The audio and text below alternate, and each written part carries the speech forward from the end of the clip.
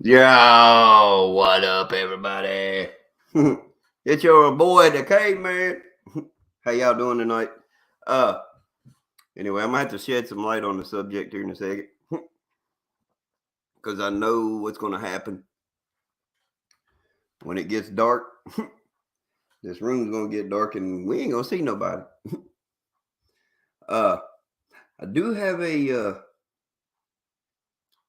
new story that I had the AI write, but there's a twist. This story doesn't have like all the usual things that it normally does. Hey, what's up, TJ? How you doing, buddy? The prepping artist, hey y'all. Papa's Farm, what up, buddy? Good to see you. Joni, how you doing, darling? Dome Seeker, let's see, Suzuki, Hooligan, McBean, Seventh Hour. How are y'all doing? As I was saying, Chewbacca. Hey, I've always said I'm ugly, man. I ain't gonna change. But either way,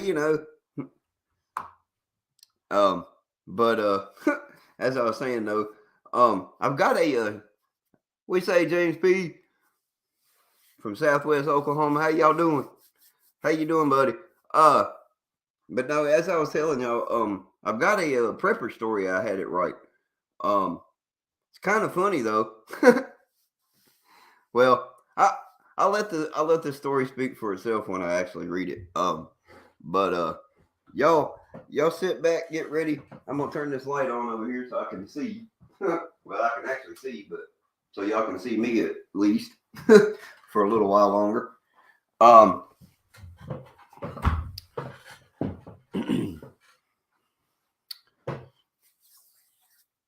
but here we go. All right. The title of the title of this is Surviving the Unknown, Chapter 1, The Beginning. Uh, it was just an ordinary day for John, a software engineer living in a small town in the Midwest. He was sitting at his desk working on his computer. All right, now back to the story of here in a second. But first of all, I wanted to tell y'all I didn't have it right. John in as the main character. All I told it to write was I said write a prepping novel that's original and shows detail of everything and make it good. That's it. I told it to make it original and everything. So it put John in as a telemarketer just for, I mean, as a marketing whatever, just the software engineer is a thing. I don't know how it did it, but anyway, it's weird. Um, Said he was sitting at his desk working on his computer when a breaking news alert interrupted his work. The news anchor reported that a deadly virus had spread across the globe and the world was in a state of emergency. Panic began to spread as people rushed to stock up on supplies and prepare for the worst. John knew he had to act fast if he wanted to keep himself and his family safe. Chapter 2, The Plan. All right, here we go. John quickly drew up a plan of action. He knew that he needed to gather enough supplies to last him and his family several months. He also realized that he needed to fortify his home and make it as secure as possible. John began to research different types of prepping techniques and found a community of like-minded individuals who shared his concerns. They exchanged ideas and tips on how to best prepare for a disaster. Chapter 3, The Preparation. Over the next few weeks, John began to prepare for the worst. He gathered enough food, water, and medical supplies to last his family for several months. He also purchased firearms and ammunition to protect his home from potential threats. John and his wife Sarah began to fortify their home by installing security cameras, reinforcing the doors and windows, and building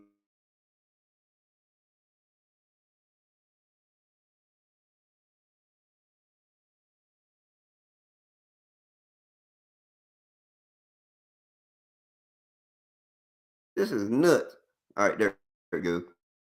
All right. Hopefully they ain't doing it to me, but anyway.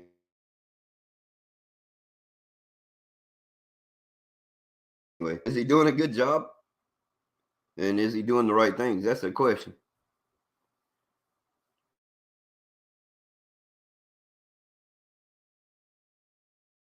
Bro, I had a thought, man.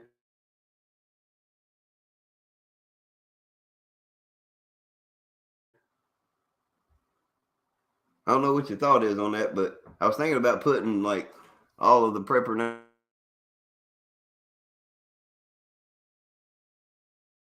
Nation. I thought it would be pretty cool.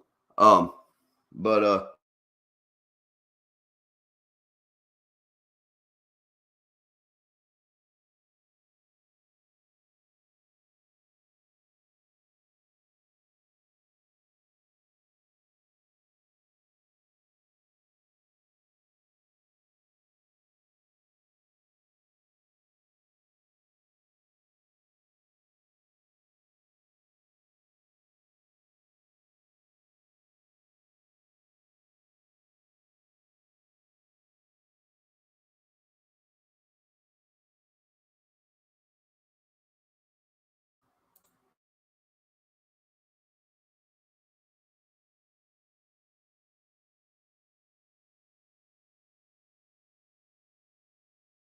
no, I'm like, this thing's being a piece of junk today. I don't know what the deal is. Uh, Sorry about that. Hopefully it gets better. I don't know if it's still buffering or not.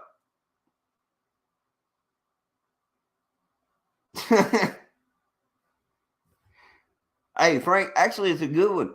It was a good thought. I was thinking about putting all of the prepper nation, like the whole nation, under one banner, like John's show, my show. Uh, Whoever wants to be under the nation banner. I mean, I don't care because John started it all anyway. He started the movement for me anyway. But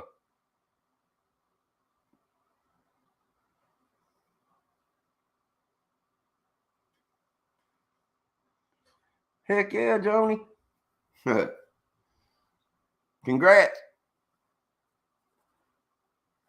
That's awesome that she's like in fourth place in 20 minutes ago. Yeah, man, for real. We got to start by camping, homie. For sure. Oh, by the way, uh, the story I was reading, uh, yeah, John was my first prepping channel I ever watched. I ain't gonna lie. I mean, he's the one that got me into doing this. So I got to give him props. Now, I don't know if everybody was listening or not, but anyway, we're at chapter 3. But I was wondering what y'all thought so far about what this guy was doing so far. But it ain't really a big deal if you don't want to speak on it or whatever. But I don't know. I thought he was doing okay somewhat. Hey, you're welcome, Joni. Ah, the prepared mind. Okay. Anyway, um, chapter 3, the preparation. Over the next few weeks, John began to prepare for the worst. He gathered enough food, water, and medical supplies to last his family for several months. He also purchased firearms and ammunition to protect his home from potential threats. John and his wife Sarah began to fortify their home by installing security cameras, reinforcing the doors and windows, and building a barricade around the property. Chapter 4, the outbreak. Oh, okay, bro. That's okay, McBean. That's no problem. Yeah, man. That's what I was thinking, though. I don't know. We'll figure out something. I hope I'm 5x5. That's good.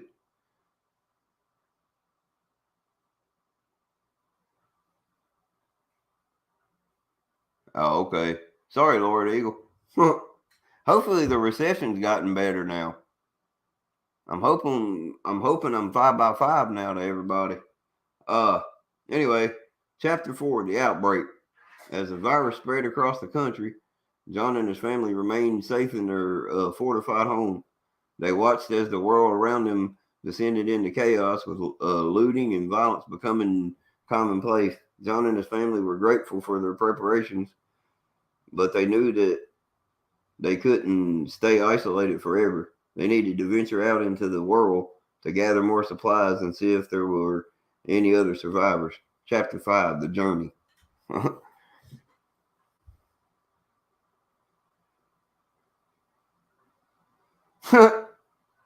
Good job, Prep. Bama! I'm sorry, Bama. I gotta send you I gotta keep sending you a request. I mean, a friend. I'm gonna have to figure out why it's not sending out the. It should be sending them out though. I don't understand it. I can't believe it ain't sending the notifications out like it's supposed to. This is bull crap. YouTube tries to blank you every way they can. I'm sorry, Bama. Have a good night. Hey, I hope you're having a good night though.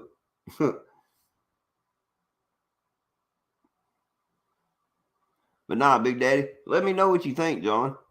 Uh, about what I was thinking, talking about earlier, about the channel or whatever. But yeah, we definitely got to go camping, dog, for real.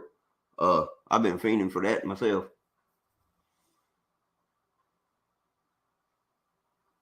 Yeah, man. Like it don't make sense. Like if they click the notification bell, it should send the notification as soon as I come on the thing. I don't get it. It don't make sense, but I can't, Oh, listen to the lovebirds. Anyway, chapter 5, the journey. John and his family set out on a journey across the country to find other survivors and gather more supplies. Along the way, they encountered many dangers, including infected individuals and hostile groups of survivors. However, their preparations paid off as they were able to defend themselves and make it to the destination. They met other preppers along the way who shared their knowledge and skill, and they formed a community to help each other survive. Chapter 6, the future. In the end, John and his family were able to survive the outbreak and build a new life for themselves in a post-apocalyptic world.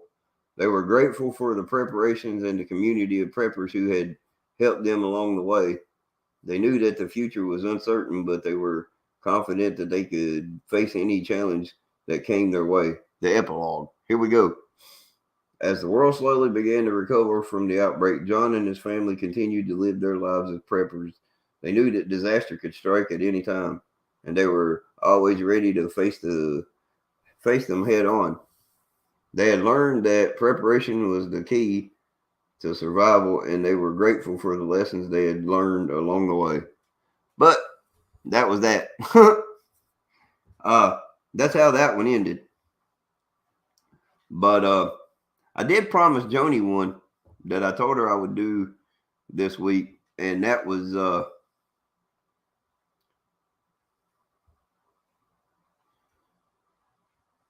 and I actually told y'all in the last podcast I did 2 weeks ago. And sorry about for the delay, y'all, on the podcast thing, because I've been busy here at the house and at work like crazy. uh, but hold on, where's it at here? Trying to find it. Hold on, Joni. Your story's coming. Here we go. Romeo and Juliet. In a hillbilly accent. Yes, sir. All right, here we go. Y'all ever heard the tale of two households, both like dignity, lacking dignity, but in the fair Verona, where they are seen, they ain't too fond of each other. Well, it's true, my friend. The Montagues and the Capulets been at each other's throats for as long as anyone can remember. And in the midst of all this feuding, there's a couple of star-crossed lovers who couldn't help falling for each other. Now, the Montagues, they led by a fella named Romeo, who's as smooth talking as he can. And the Capulets, they got a fiery little miss named Juliet, who's just as headstrong as she is pretty. Michael G, what up, buddy? I'm just reading a little bit of Romeo and Juliet in the country fashion. All right, back to the story at hand. Anyway, who's as headstrong as she is pretty? They first lay eyes on each other at a fancy shindig, and it's like lightning struck them both at once. They know they meant to be together, but their families at war. It ain't going to be easy. So, that's how it starts, folks. A tale of love and woe. Set against the backdrop of two feuding clans. Ain't no telling how it's going to turn out. But one thing's for sure, it's going to be a wild ride. Yeah, the Hatfields and the McCoys. That's what it turned out to be right there. Here's chapter 2. All right. Now, you might think that Romeo and Juliet's families would be mighty upset if they found out about their youngins falling for each other. And you'd be right. Yep. But that don't stop Romeo from sneaking around and trying to get closer to Juliet. He'd climb any fence and brave any danger to see her smile. That boy was Schmidt. Let me tell you. And Juliet, now, she just as smitten with him. She don't care about no feud or nothing. All she knows is that she found the man of her dreams, and she'll do anything to be with him. And she mean it. So they start in secret. So they start mating in secret. Sorry, I had to swap a phone outside. Oh, you good, bro? So they start to meet in secret under the cover of night.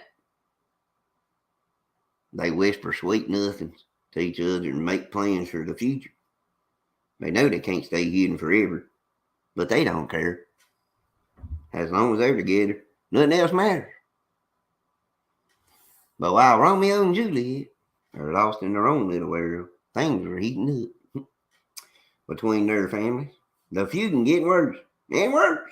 And it's only a matter of time before things come to a head. Will Romeo and Juliet be able to keep their love alive amidst all this chaos? Only time will tell, my friends. Only time will tell. And that's the story of Romeo and Juliet. Well, not all of it, but that's a big part of it. They some feuding muds. I mean, you know, it is what it is.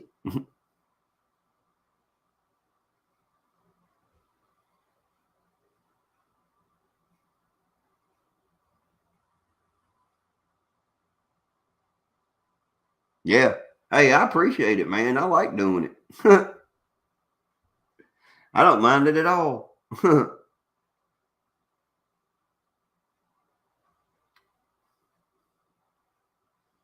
Y'all want to hear my parody song I did at work the other day? It just hit me all of a sudden.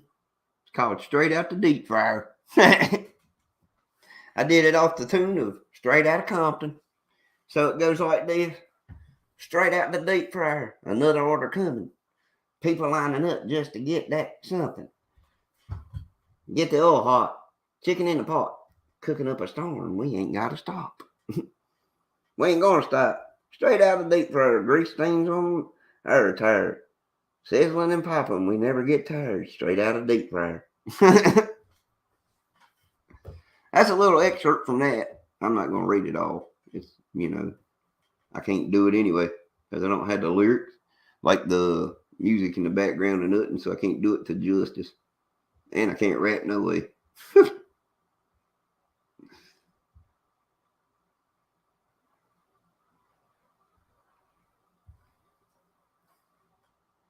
Aha.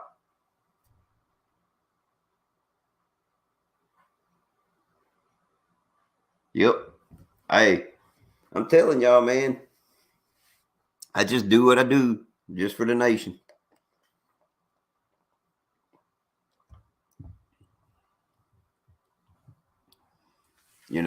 I just do it for the nation, man. That's it. Uh, Shoot, y'all like family. Um, Actually, I did have the AI write a cool story.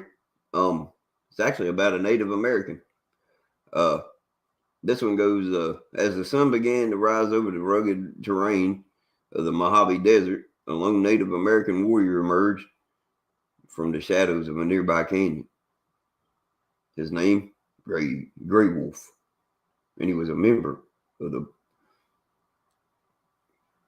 Pulak tribe, a fierce warrior known for his cunning and bravery in battle.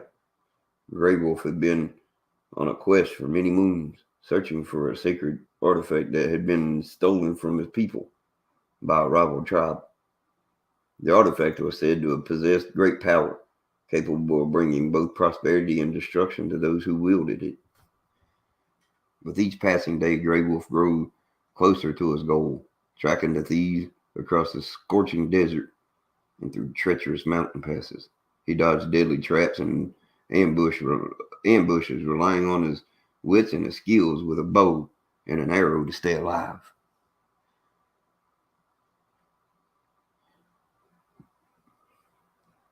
As he drew near to his quarry, Grey Wolf knew that the final confrontation would be the most peril of all.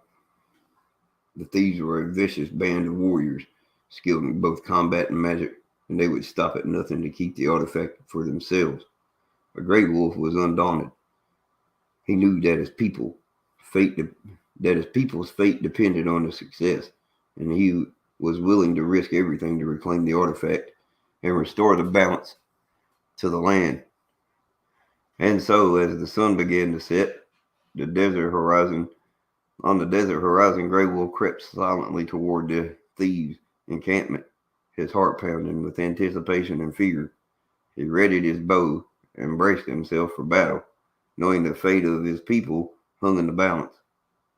With a fierce battle cry, Grey Wolf charged into the fray, his arrow flying true and his tomahawk flashing in the dying light. The thieves fought back with all their might, unleashing powerful spells and wielding deadly weapons, but they were no match for Grey Wolf's fierce determination and skill. In the end, Grey Wolf emerged victorious, clutching the sacred artifact in his hand. He knew that his people would be forever grateful of his bravery and his sacrifice, and he felt a deep sense of pride and fulfillment as he made his way back to his tribe's homeland. As he journeyed home, Grey Wolf knew that his adventure had changed him forever, and he faced his fears, overcome seemingly impossible odds, and emerged stronger and wiser than ever before. And he knew that whatever challenge lay ahead, he would face them with the same courage and determination that carried him through his quest of the sacred artifact. Anyway, that was that one. I don't know. I thought y'all might like that one.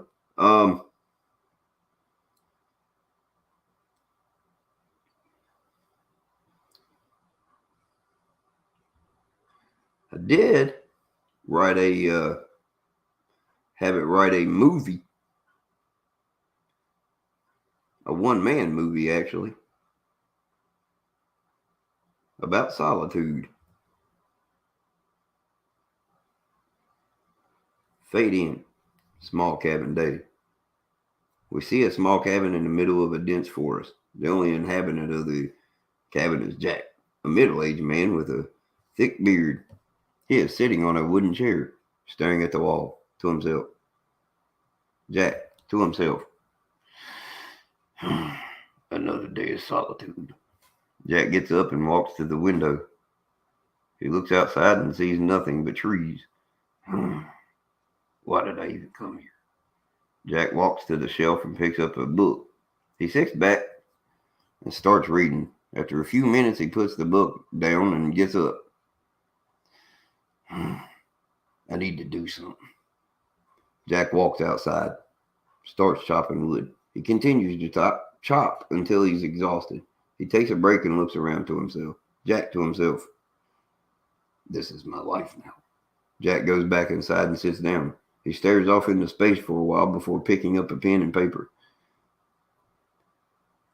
Maybe I can write my thoughts down. Jack starts writing, and we see his thoughts come to life on screen. Voiceover. I've been here for months now, and I don't know how much longer I can take it. The silence is deafening, and the isolation is suffocating. But I have to keep going. I have to find a way to survive. Jack puts down the pen and paper and looks outside.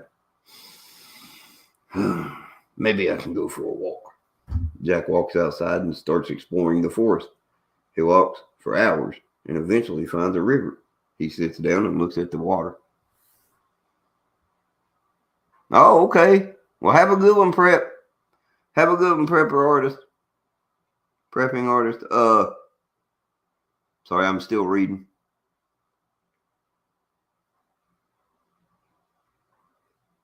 Oh, okay. Not a problem.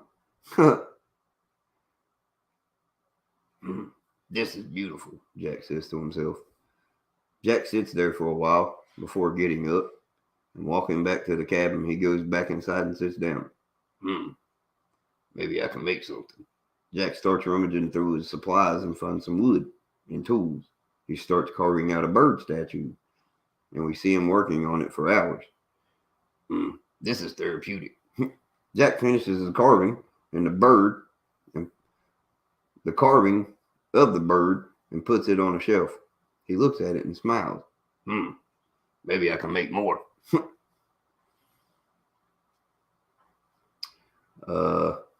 Jack starts carving more statues, and we see him working on them for days.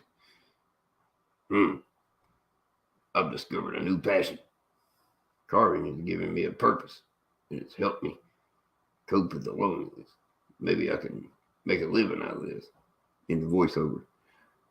Jack finishes the carving of the statue, of the last statue, and looks at them all. This is my legacy, he says to himself. Then it fades out. Hell yeah, smash the like button. Please do. I would very much appreciate it. I don't know if y'all are enjoying the stories or not, but I hope that's one thing y'all are enjoying, but just figured I'd just give you some insight. I do have a like a 50s, like a 1940s crime case that I could read to y'all. Which I had this thing right for me, actually.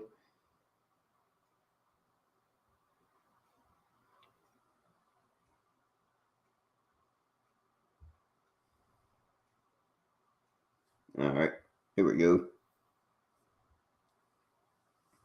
The case of the missing heir. Well, actually, this is a movie script, but let me go into something different here. I do have one like that, but it's not written that way. Here we go. Here we go.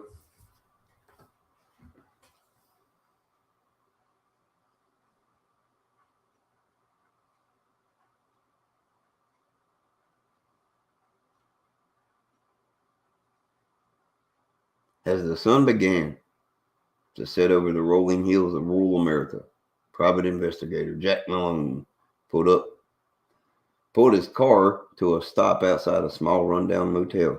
With a sigh, he stepped out of the vehicle and surveyed their surroundings. The air was thick with the scent of freshly cut grass, and the only sound was the chirping of a cricket in the distance. Jack was a seasoned detective with years of experience under his belt. He had a sharp mind, a keen eye for detail, and a reputation for getting results. But even he knew that his case was going to be a challenge. The motel was a seedy place, the kind of establishment that attracted the wrong kind of clientele. Jack had been hired by a wealthy businessman to investigate a string of burglaries that had been plaguing his properties in the area. The prime suspect was believed to be a local gang of thieves who had been operating in the area for years.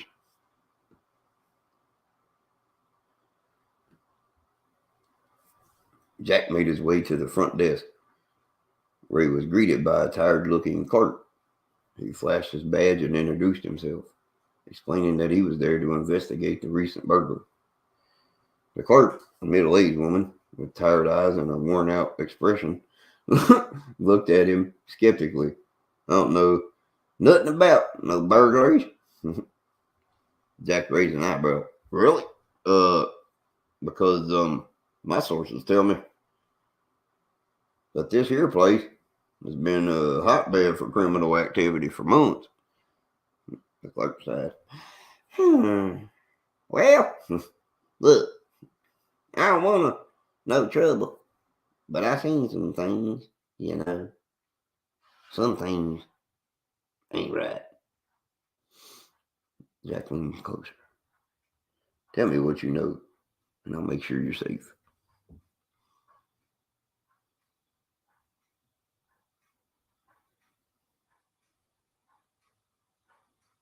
"Hey, have a good one, Frank.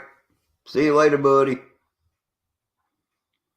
The clerk hesitated for a moment before giving in. She told Jack about a group of men who had been staying in one of the rooms for weeks. They were always coming and going, carrying bags and boxes in and out of the motel at all hours of the day and night. Jack thanked her for the information and made his way to the room in question. He knocked on the door, but there was no answer. He tried the handle, and to his surprise, the door was unlocked.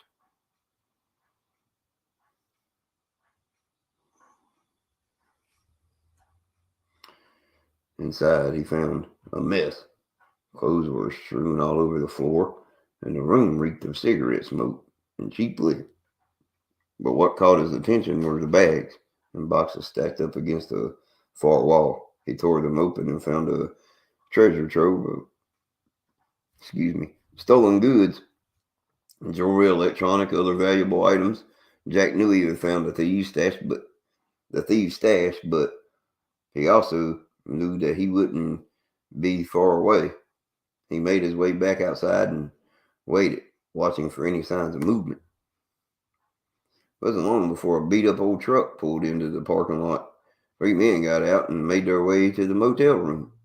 Jack watched as they disappeared inside. He knew he had to act fast.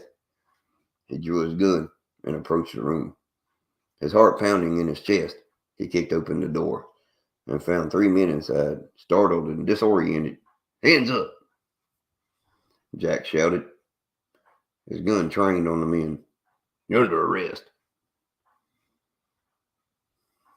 The men complied, and Jack handcuffed them and called for backup. The stolen goods were recovered, and the men were charged with multiple counts of burglary. As Jack drove away from the motel, he couldn't help but feel a sense of satisfaction as he had solved the case.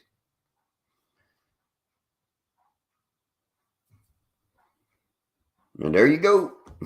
There was that one. Now I got one for you that's actually is like a 1950s novel, but I gotta find it, or a 40s novel. Here we go. I got something for you. This is a comedy routine. I had this thing write me the other day in the style of George Carlin's Evening News.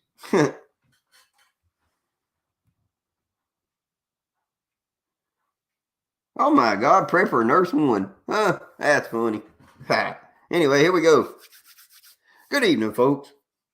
It's time for some news. But don't worry. I'm not going to bore you with all of the depressing stuff. I'm here to put a smile on your face and make you forget about all your problems for a little while. So let's get started. First up, the weather. It's been hot as hell lately, hasn't it? I mean, that was a dog. I saw a dog chasing a cat and they were both walking. That's how hot it is. But don't worry, folks. The good news is that the weatherman says it's going to cool down next week. Yeah, right. And I'm going to win the lottery next week too. In other news, scientists have discovered a new species of fish they can survive on land. Yep, you heard that right. Fish that can live on land. I guess they got tired of swimming around in circles and decided to start something new. I wonder if they'll start selling them at pet stores. Hey kids, want a new pet fish? Just make sure you don't forget to water it. And finally, the political scene. Oh boy, where do I even start? It's like watching a bunch of clowns trying to run a circus. They promise us the moon and the stars, but all we get is a bunch of hot air. You know what they say, folks. If voting could really change anything, they'd make it illegal. So there you have it, folks. The news, with a little bit of comedy thrown in. I'm your host, Caveman. And remember, don't take life too seriously. You'll never get out alive.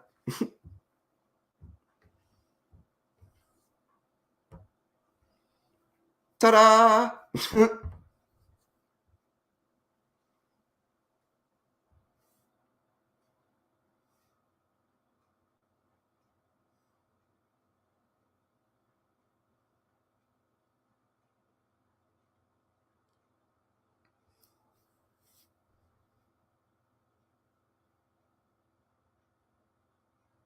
Yeah, no doubt.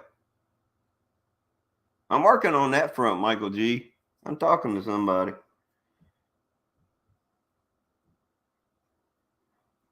But I haven't found one yet, if that's what you're asking.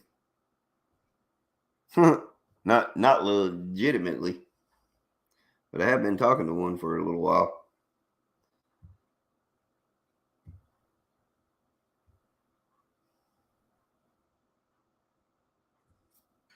But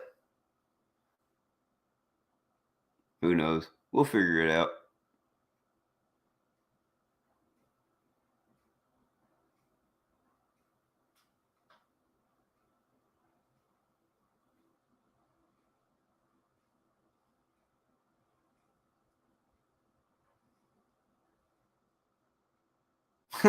I don't know, bro.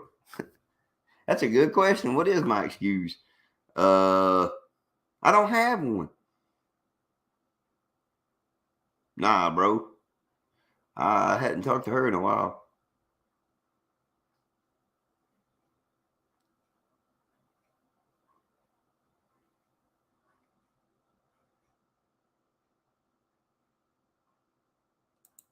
Yeah, I know you're talking about Michael. Now I hadn't talked to her since like the other day when she texted me and told me that she was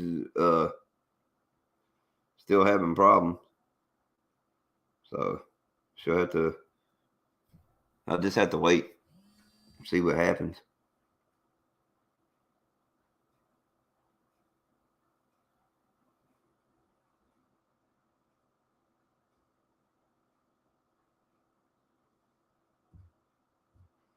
So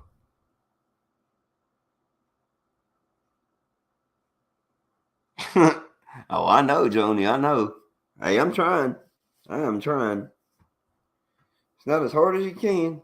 It's not as easy as it looks, or it's not as easy as it's supposed to be.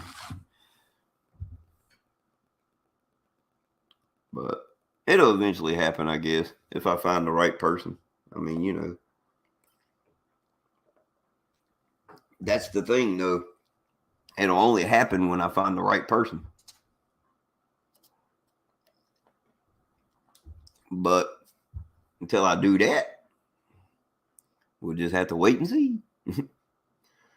what the big man upstairs brings the old caveman in the way of love, or if he ever do again.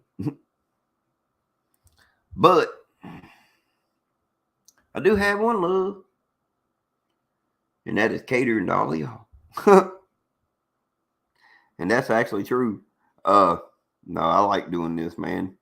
It's it's I actually love it, honestly. Um,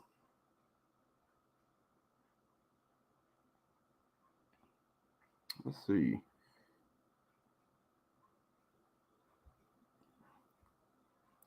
Well, hey, I'm hoping she will. And hopefully they will. Hopefully they will.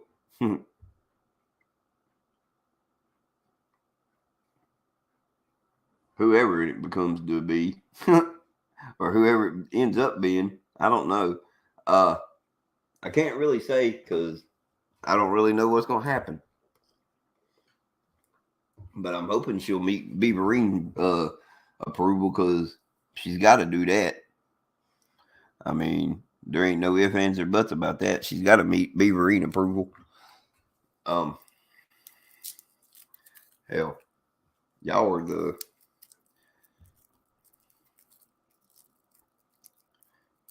one of the mainstays in my lifetime, or I should say in my life, because I mean, I like coming here and spending time with y'all. Hell, if I didn't have to work, I'd spend more time with you, but then y'all get tired of me.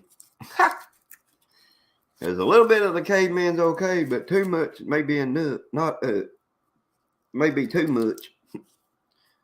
A lot of the caveman may be too much. I might not be able to handle it. No, I'm kidding. No, I'm joking. But no, honestly though, y'all one of the best.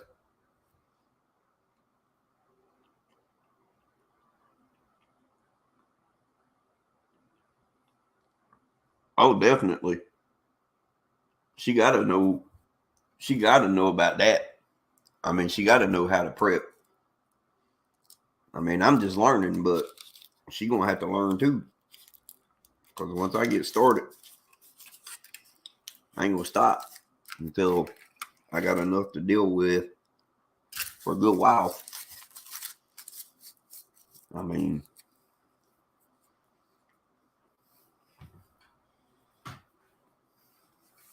and I got started late with my garden this year, so I'm gonna buy all this stuff this year and then plant a garden next year. Um, because I wanted to plant beets and it's too late in the season to plant them, in my opinion, and my mom's opinion, and it would be my dad's opinion too if he was still here. Uh, but so I'm gonna wait until next year, but I'm gonna get all the stuff this year so I can actually do it. Good evening, Blue Dog. What up, buddy? Hey, man, how's it going? Uh, now, actually, if y'all want to hear another story, I got one. But or we can sit here and talk for about 30 or 40 minutes. Don't really matter. That's up to you all. I can't believe that debt ceiling bill effing passed. Julie, happy birthday, buddy. I forgot about that, dog. Thanks, Blue Dog. I forgot about his birthday today. Forgot it was. Uh,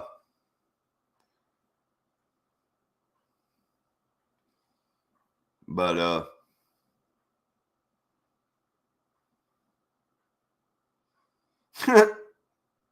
oh, okay, I got you, Michael G. A horror story? Hold on, I can write one. I can get it to write one in about 10 seconds. Right? And original horror story. All right, here we go. Not until July 14th. Oh, okay. Well, happy early birthday then, bro. By about 10 days. All righty, here we go. It was a dark and stormy night, and the old mansion on the hill was illuminated by only flashes of lightning. Sarah and her friends had always been curious about the old mansion, and they decided to explore it that night. As they approached the mansion, they felt an eerie presence. The first door creaked.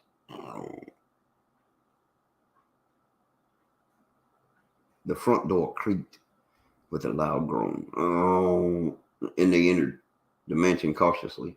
The air was thick and musty, and the floorboards creaked under their feet. As they made their way through the mansion, they heard strange whispers and footsteps. Suddenly, one of Sarah's friends disappeared. They searched for her frantically, but she was nowhere to be found. The whispers and the footsteps grew louder, and they realized that they were not alone in the mansion.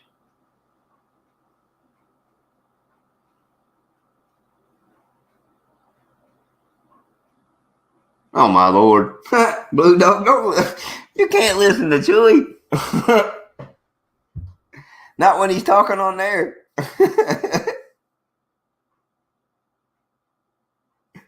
Oh my god.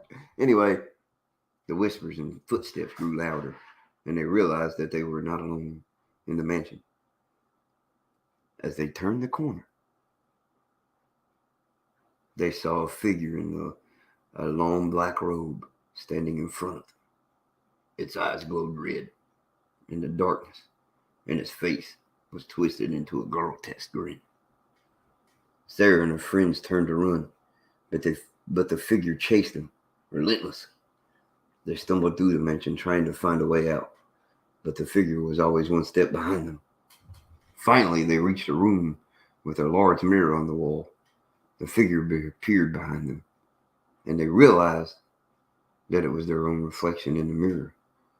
But their reflections were twisted and distorted, their faces contorted into terrifying expressions. As they stared at the reflection in horror, they realized that they had been consumed by the darkness of the mansion.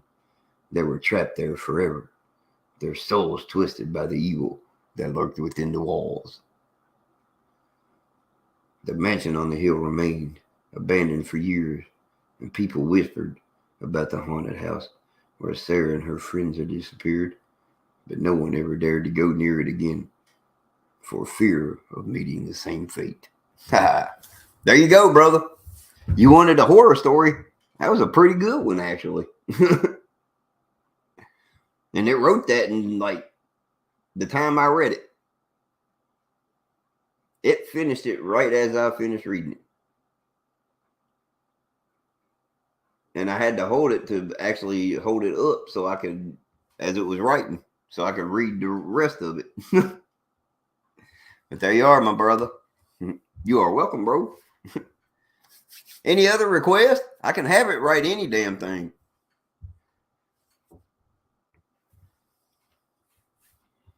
I've got a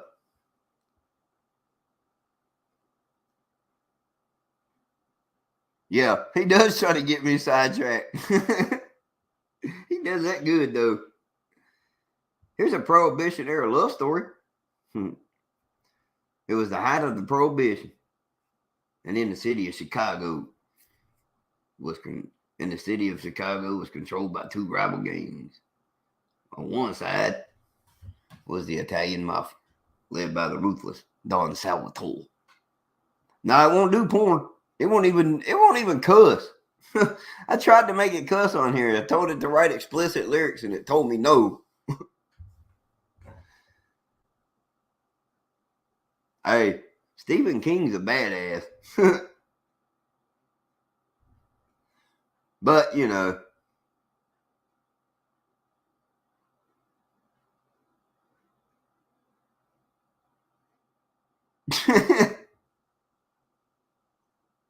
Wow, Don. Tell me how you really feel.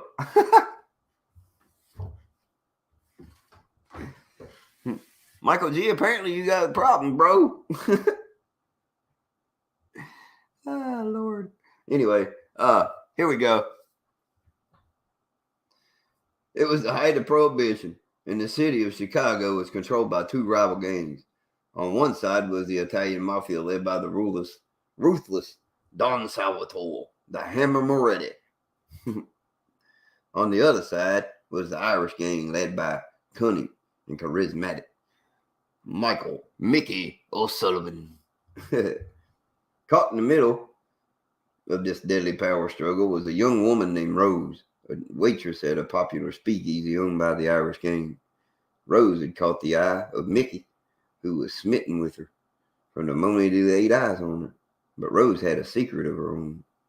She was actually an undercover agent for the FBI, tasked with gathering evidence against both gangs.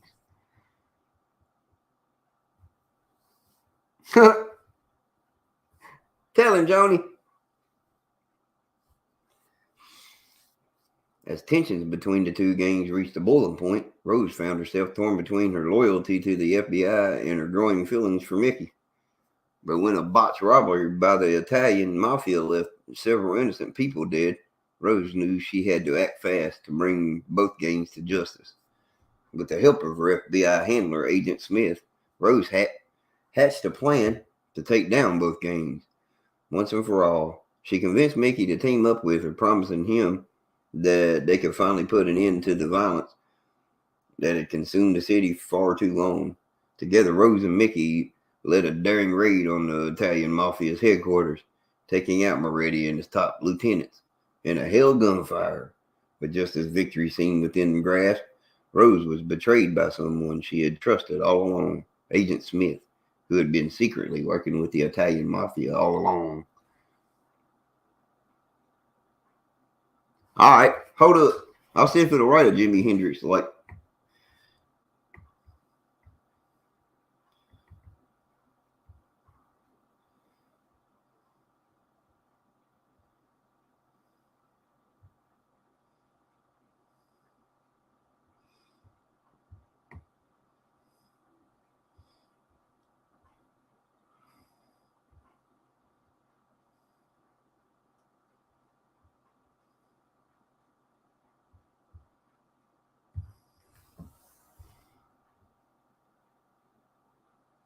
All right, here's what it come up with, Lord Eagle. Here we go. Verse 1. I hear the music in my soul. It's like a fire that never gets old. I pick up my guitar and I start to play, and all my worries just fade away. I'm a Jimi Hendrix kind of guy. I let my fingers do the talking. I don't even try. My guitar is my voice, my heart, and my soul. And when I play, I'm in complete control. Verse 2. I feel the rhythm deep inside. It's like a river that I cannot hide. I let it flow, and it takes me away to a place where I can truly say. Chorus. I'm a Jimi Hendrix kind of guy. I let my fingers do the talking. I don't even try. My guitar is my voice, my heart, and my soul. And when I play, I'm in complete control. But anyway, that's what it wrote. And then it says, and then the outro is, I'll keep on playing till the end of time. My love for music will never decline. I'm a Jimi Hendrix kind of guy, and I know that my spirit will never die. But that's what it wrote there. Let's see.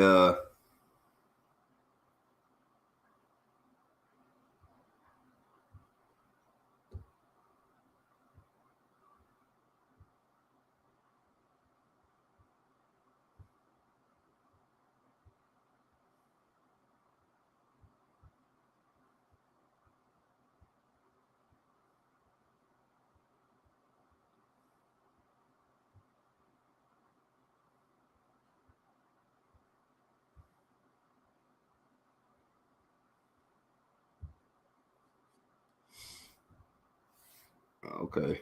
Well, that was it. I reached my daily limit. Now, if I want to do any more, I have to pay $7.99 to do it. So I can start the free trial.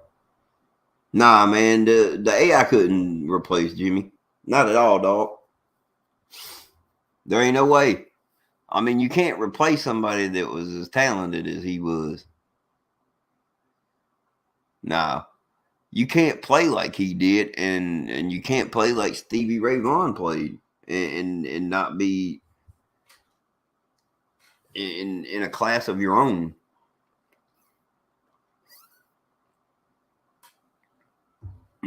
You know, I mean,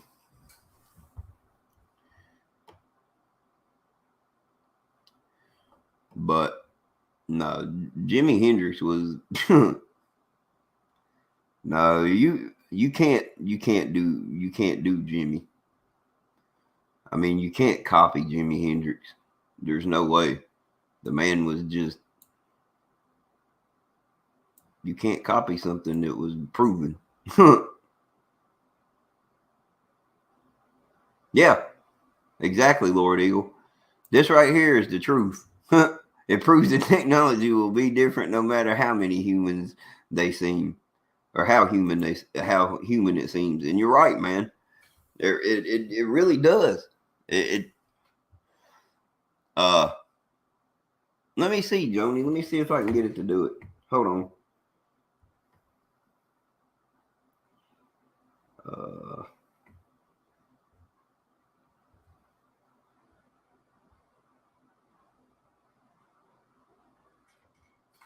Let's see if I can get it to do it. Hold up.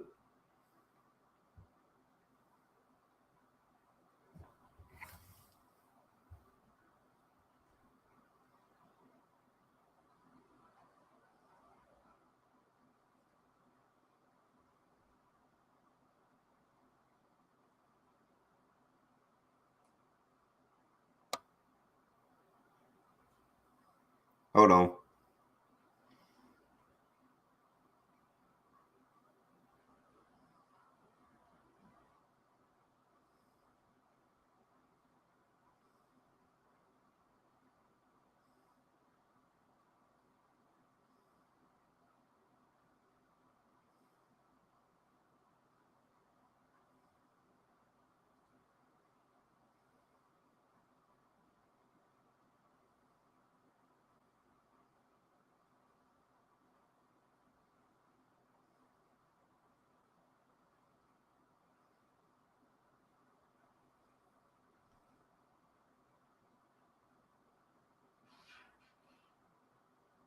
Yeah, you're right, bro.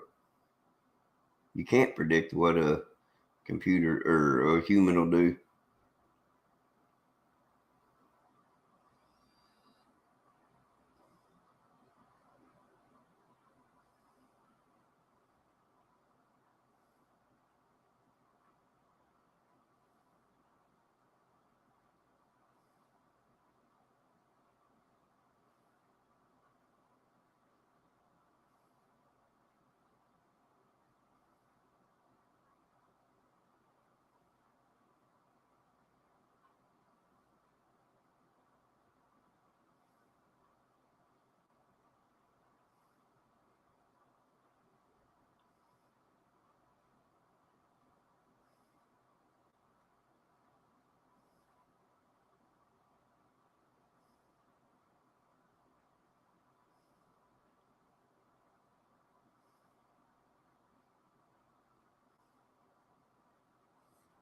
All right, Joni is working on it. Holy shit. This might actually would have been a Prince song in a way. Here we go. You ready? This is the first verse. All right, in a Prince style tune. Uh, I saw you standing there in the purple light of the moon. Your eyes were shining bright like a diamond in a silver room. Let's dance, let's groove in the rhythm of the night. Let's sing, let's move in the purple paradise. You move so gracefully in the way that only you can. I feel the magic in the air as we move to the funky jam. Let's dance, let's groove in the rhythm of the night. Let's sing, let's move in the purple paradise. What do you think? That's part of it. I didn't finish it all, but that's some of it.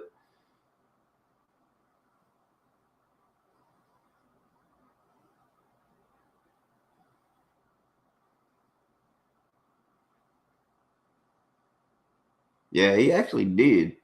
He gave him a big finger. Told him, F it.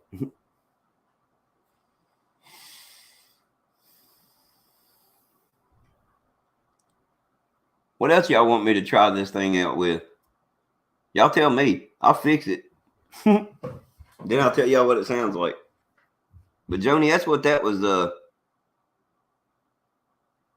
Yeah, I know. And then he wrote Purple Rain. But yeah, his favorite color was orange, from what I understood or what I read one time. You probably could, Joni. You want me to send it to you? It can be an original song because that's actually not copyrighted. It's an original song, and you can have it. I'll send it to you if you want it. Yeah, I know, right? Okay, I'll send it to you, Joni. Hold up.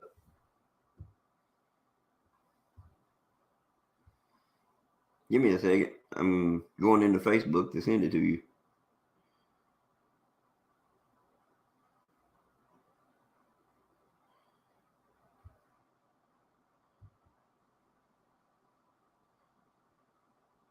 There you go. It is sent. Hmm. All right. Hold on a second, Michael G. Who you want me to you want me to do like a BB King style?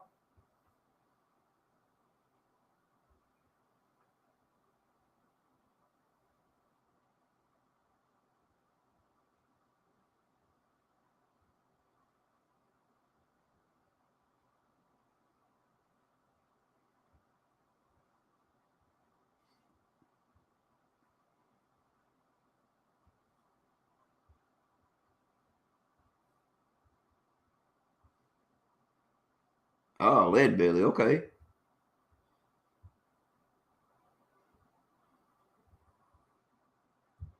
All right. Here we go.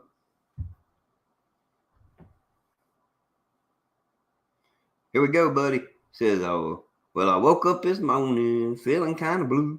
I said, I woke up this morning feeling kind of blue. My baby left me. Said she found somebody new. I tried to find her, went all over this town. I said, I tried to find her, went all over this town.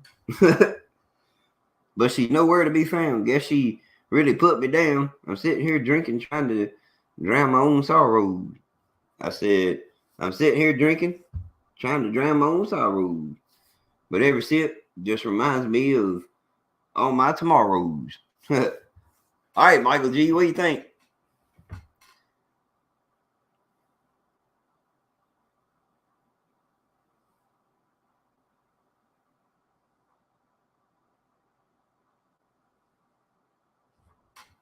I think that was a pretty good.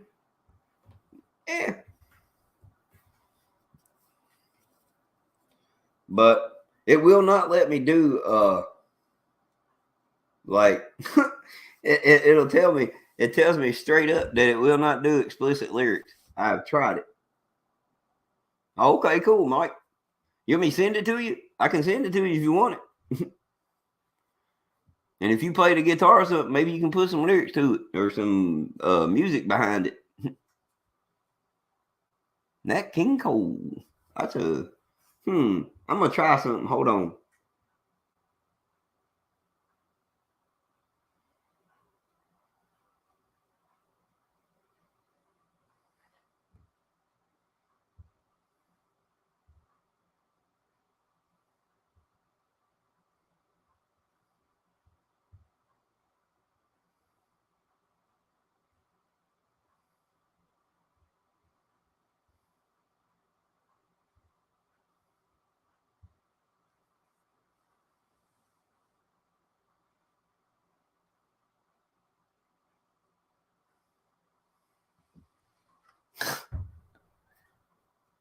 Hey, y'all, guess what? Michael G's song's gonna have chords to it now. Joni, you want me to put chords to yours and see if it sounds good?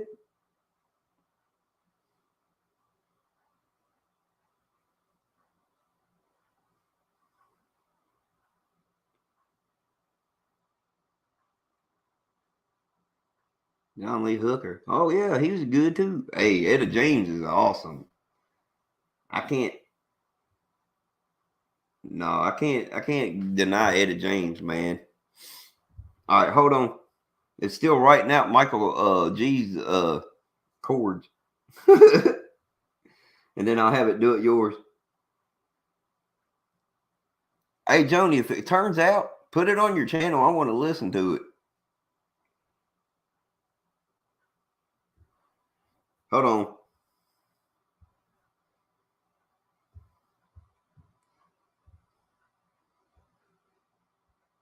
Right chords. For above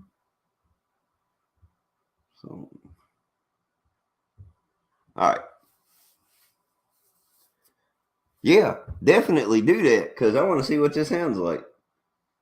And I don't know if you can read the chords or not, but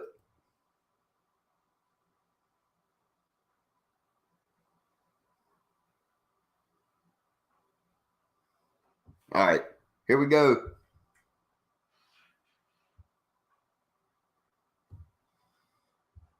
Now,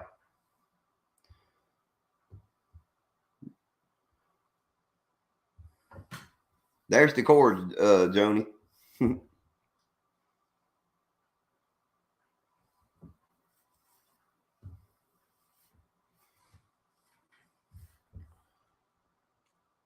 It does come with a thing. It says note that these are just basic chords and they may be variations or embellishments that Prince would add to make the song sound more unique and interesting.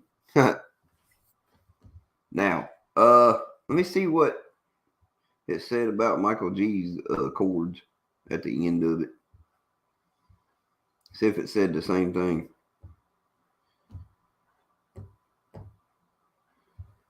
Let's see. Said the chords used are G7, C7, and D7. These are common chords used in the blues music and are often played with a 12 bar blues progression. Huh. Okay. So it's different with each time. That's cool.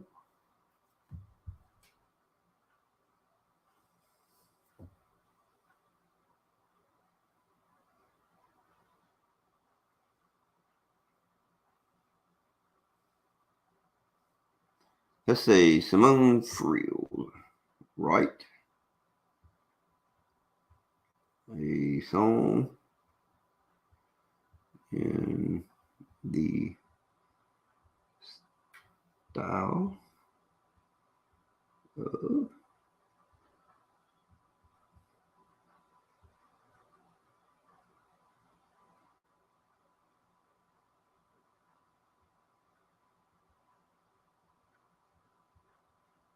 Nina Simone.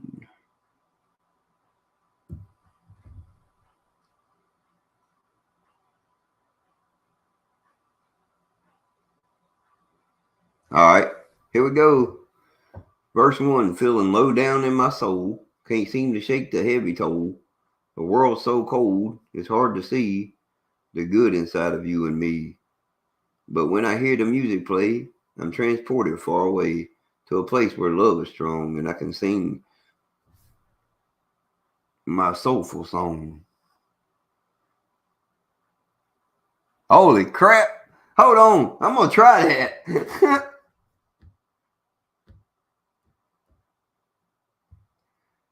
Right? A war type song. Wait.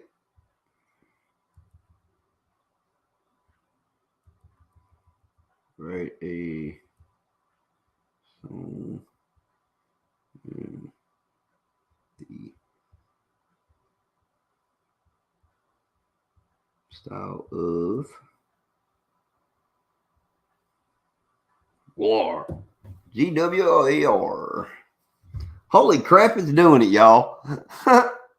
Hold on, Lord Eagle. Here we go. We're the mighty space warriors from a planet far away. We come to conquer and destroy and make you all our prey. War, war. We'll rip you apart. War, war. We'll tear your heart out. Or tear out your heart. War, war. We'll make you scream. War, war. The ultimate killing machine.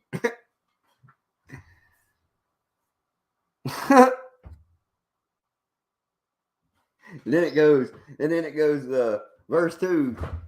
Y'all want to hear verse 2? It goes, with our axes and our swords, we'll decapitate your head.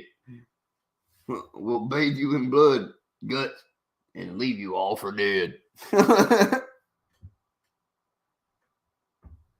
What the hell? Yeah, man, that's crazy. It got them to a T. What the hell? Okay. Wow. All right. Any other ideas besides war?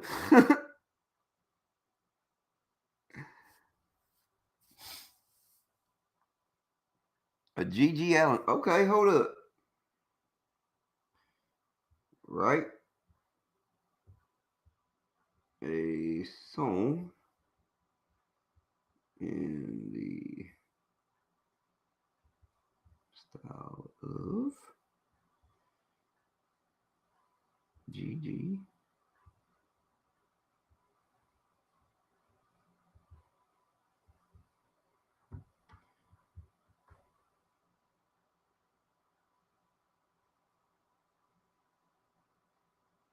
Oh. Sorry, yeah, we know who G.G. Allen is. Joni, it won't let me do it. It says, I'm sorry, I cannot fulfill this request. G.G. Allen's music and lyrics often contain explicit and offensive language, as well as violent and disturbing themes. As an AI language model, it is not appropriate for me to generate content that could be harmful or offensive to others. Oh, shit. Wow. But yes, I know who G.G. Allen is. But,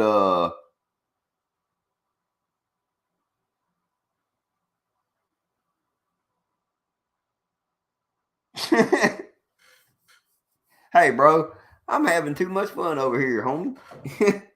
And I come bust wigs with y'all in a little while. Perfect country song with 4 chords. David Allen Coe cornered the market on that one. Yeah, he did. I don't know if it'll do ICP or not, because they had a lot of explicit lyrics too.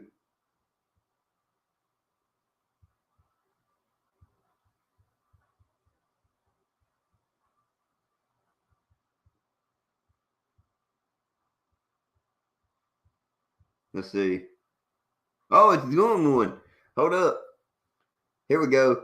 And I can sound kind of like Jay did, or anyway, he goes, "Yo, step right up, come and see. The Dark Carnival's in town, and we're VIP. Where the insane clown posse will make you scream. Our rhymes are wicked, our flows are obscene. ICP, where the wicked clowns will make you laugh, will make you frown. We're the masters of the underground. ICP, where the wicked clowns." Yep, there we go. Yep, Inner City Posse. Or Insane Clown Posse. But anyway, that was that one. Well, that was part of it anyway. I didn't read it all. Hey, don't seek or asking. I just did it.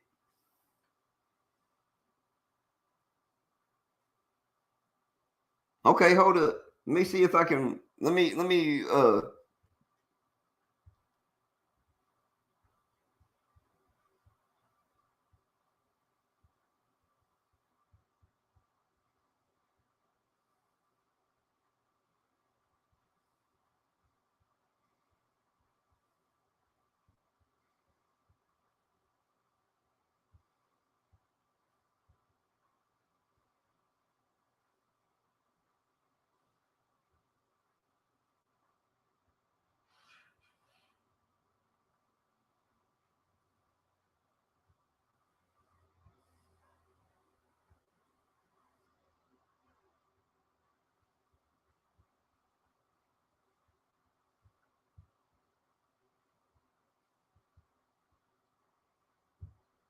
All right, we're gonna see if it'll do it.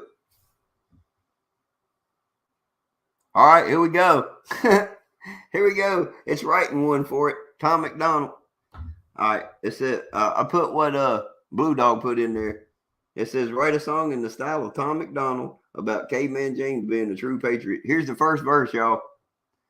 Caveman James, he's a true patriot, loves his country, and he won't quit. He's a man who's proud to be free, fights for his rights and his liberty.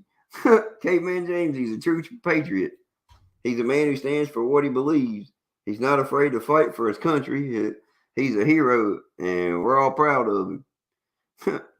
He's a man who stands up for what's right. He doesn't back down. He's always ready to fight. He's a warrior, and he's tough as nails. He's a true American. He never fails. Oh my God. Ah. Caveman James, he's a true patriot. He's a man who stands up for what he believes. He's not afraid to fight for his country. He's a hero, and we're all proud of him. Here's the bridge. He's a man who's proud of his heritage. He knows his history, and he won't forget. He's a man who loves his country, and he'll fight for it until the end.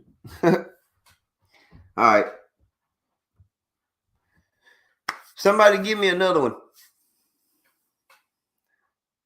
Hey, Onyx was cool back in the day. Michael Brown, how's it going, buddy?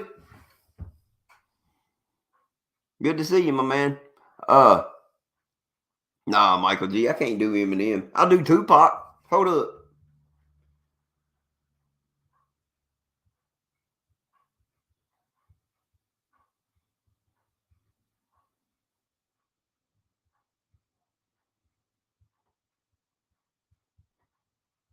All right, here's a rap in the style of Tupac. Verse 1. I'm coming at you hard like a bullet from a gun. My rhymes hit harder than the heat from the sun. I'm the king of the game. Ain't no doubt about that. My flow is so sick, it'll make your head go splat. I'm Tupac. I'm here to say, what? I didn't even, that's what it did. Okay. It didn't do what I wanted it to do. It's writing a song about Tupac, not in. Okay. Whatever. Yeah, man. Nate Dogg was awesome.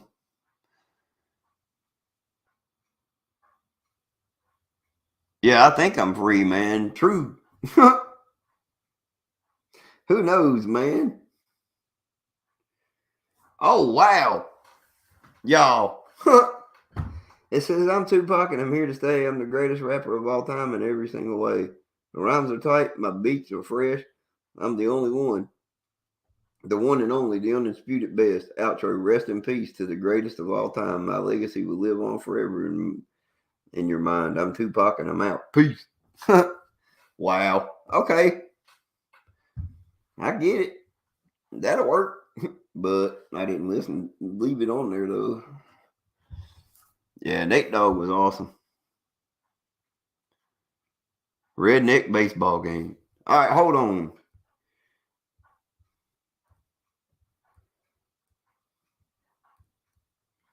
Write a song about a redneck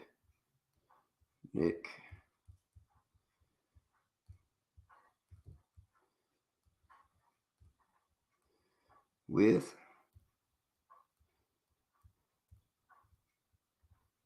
chords. All right. All right, Joni, you getting your wish. Hold up. All right. Starts out with G, and it goes down in the hollow where the dirt worms whine. And then it goes to C, and then there's a group of boys who love to unwind. Then it goes back to G, and it says they grab their bats and they grab their gloves, and then it goes to D, and it says and they head on down to the field they love. And then the chorus goes back to G, and it's a redneck baseball game. All right, hold on, Joni. I'm gonna send this to you.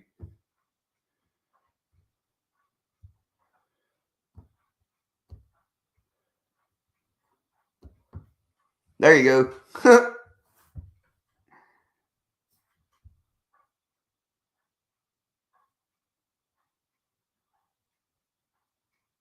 Yeah, man, I love everything, dog.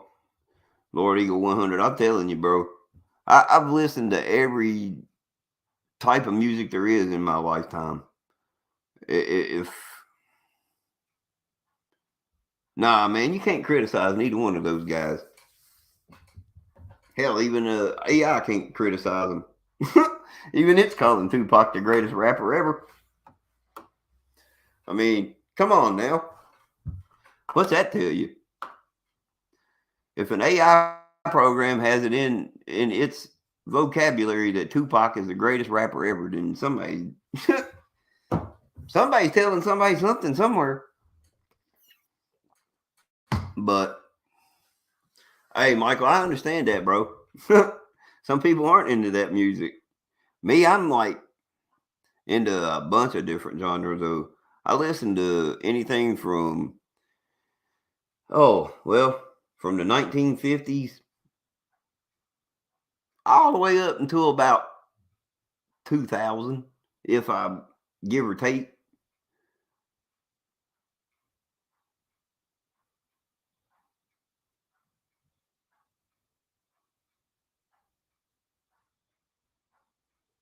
Yeah, man, the old is gold, bro. I don't like this new mumble rap or all the pop music that they got out now, or I don't know, man. It's crazy.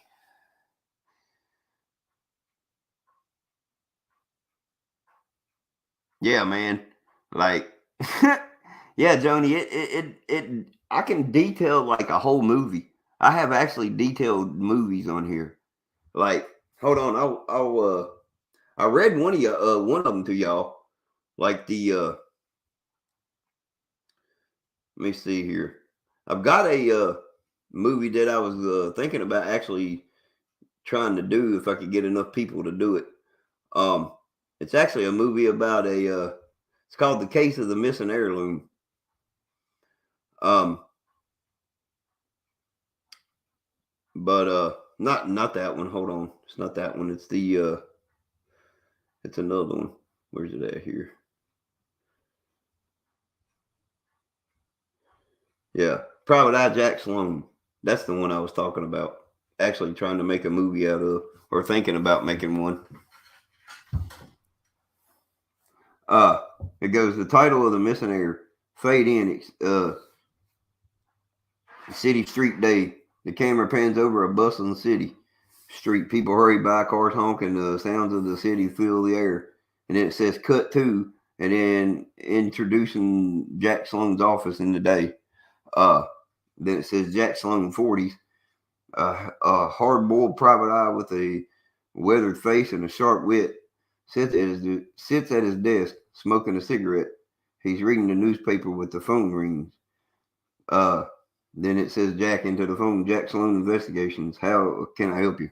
And see, I mean, it does like a whole breakdown of like what needs to be said, when to say it, what to say, who you're talking to, all of that stuff. Like it gives me a whole breakdown. That's the reason I said I'm probably going to try to film a movie or something, like a short or something.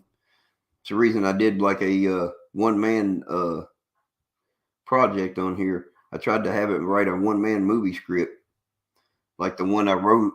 I read to y'all earlier. Hey, James Jenkins, how's it going, buddy? Hey, my night's going good, bud. How's y'all's? Yeah, man. Some of the old stuff is shit. Well, but there's some of the best. Bruh. Hey, it's all good there, Chewy. You can think what you want. My SSAI program, who's the greatest wrestler of all time?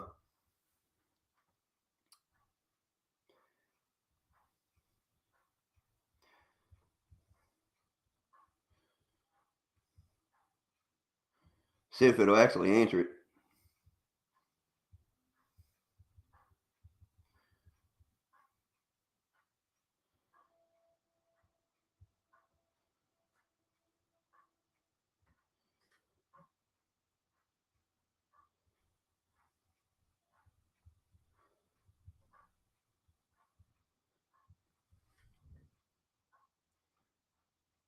Oh my God.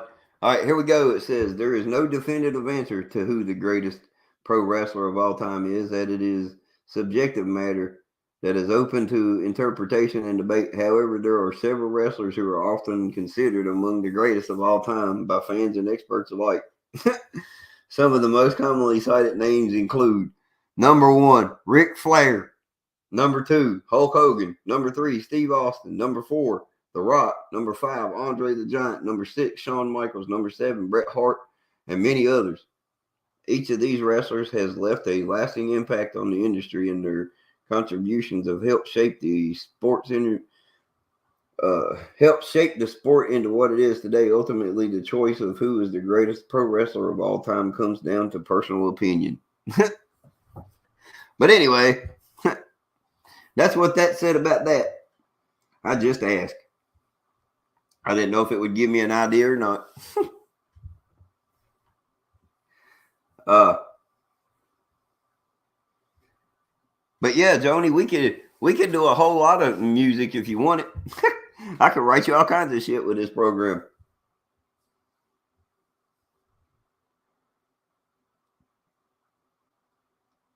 Yo, man, his daddy were better than he was. I'd have to list Dusty Rhodes as number two in the all-time category of the greatest. In some ways, but I take that back because, uh,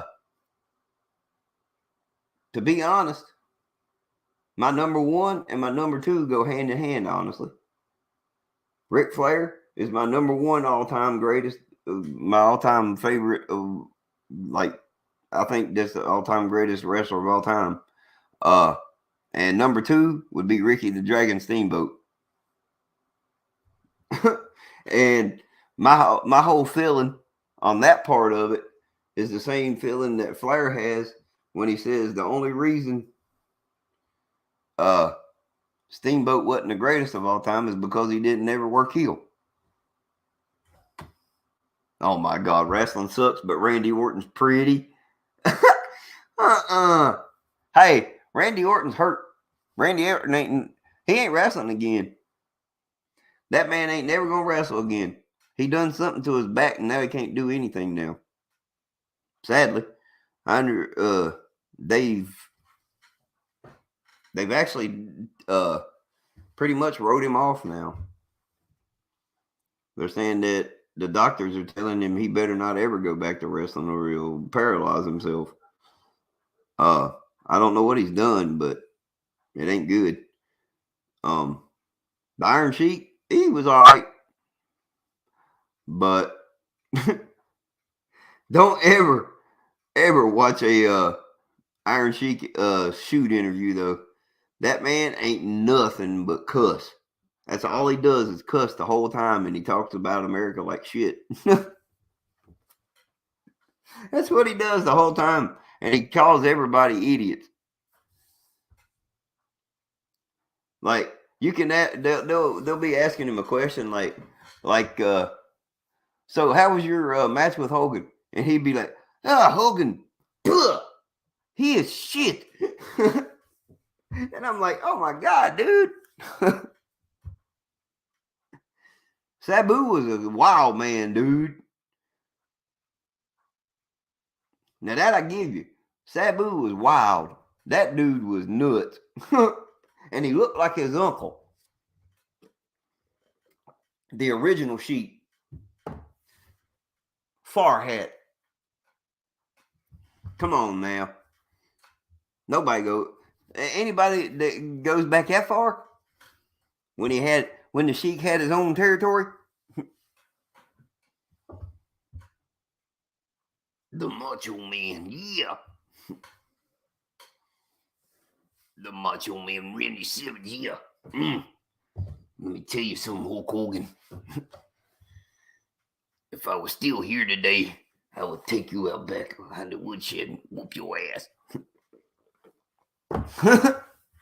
There you go, little Macho.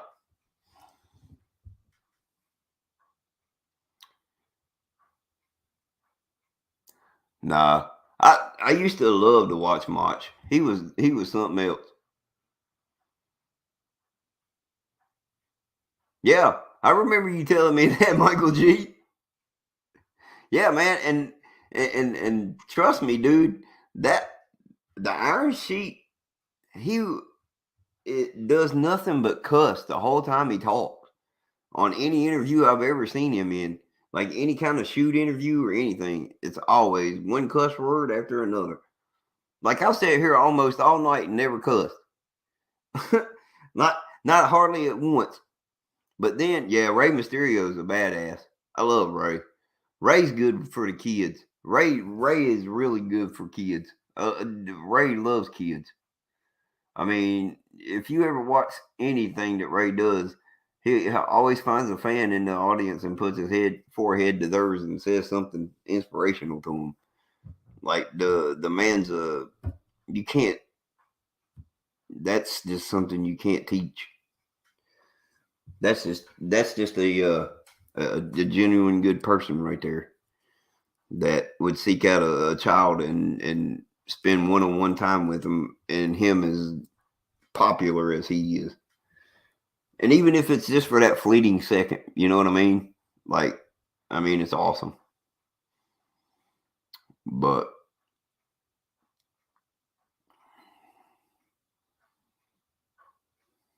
hey, bro, Lord Eagle, don't feel bad, man. I don't watch half of this shit anymore. I mean, 9 times out of 10, most of my stuff comes from the '80s and or early '90s. Like, I stopped watching after Stone Cold retired, really. Him and The Rock, and that's when I stopped watching it. And then after that, it didn't really matter to me anymore because it got to be a circus after that, man. And that's all wrestling is anymore. It's a high flying circus. And you're just standing there, like 90% of the wrestlers, like, just stand there and wait to catch somebody. It's like, oh shit. Oh my God. John's feeding you info now. I know it. Now I know John's feeding that information because you wouldn't have never said nothing about Jim Cornette. There's only one person on this planet knows I listen to Jim Cornette besides whoever I talk to, like personally. But I guess I could have talked to you personally and told you that too, but I don't know. Hey, CM Punk was pretty good in the wrestling ring. I like CM Punk, and I like the way this the last interview he did with the AEW went about too. He told all them jabronis that, man, Russo, come on, John. Russo, what the? Oh my God, that bumbling idiot.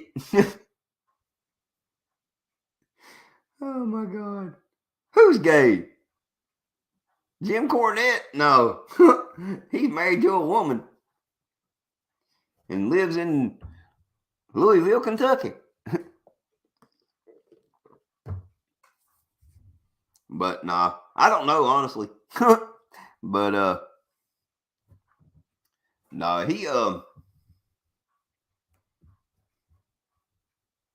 but no, Russo, man, John done got me all messed up with that Russo comment.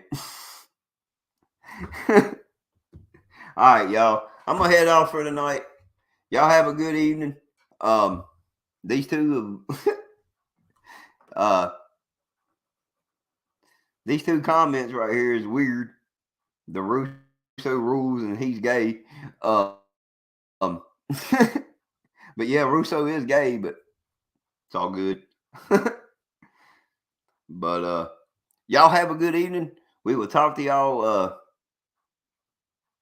later on. Peace out. God bless. Have a fantastic evening. The rest of what's left of it. Take everything that I ever said and throw it out the window. Nah, it's good. Y'all have a good evening. Joni, if you want more songs, just hit me up. I'll talk to you later. Y'all have a good evening. Bye, y'all. Caveman out. Peace. Be rich.